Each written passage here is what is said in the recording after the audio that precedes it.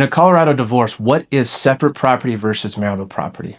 Marital property is simple. It's things that you have derived during the marriage. So if you've been married for 20 years, 30, 40 years, and you've built the entire financial life that you guys have right now while you were married to this individual, it is unlikely that there's anything you can predate the marriage to.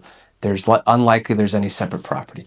However, I have won many times in court a separate property argument for things like businesses, homes, cars, retirement. And what that is you get credit for what you built before you got married. You get credit for building a business. You get credit for saving. You get credit for squirreling money away for retirement. And separate property, as long as you can trace it back and say, Judge, we got married on this date, and at that date and time, my home was worth $100,000 of equity. That money needs to stay in my pocket.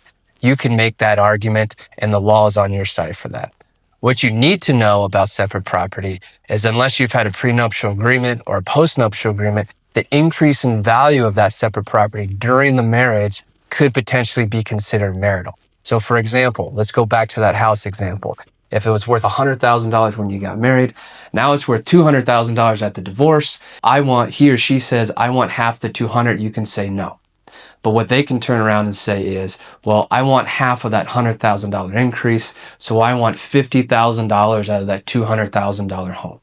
Luckily in the state of Colorado, it's an equitable state, so there's ways to make sure you can retain that home through offsetting different assets, but it's a complicated matter and you need to know what your rights are if you're going through that process.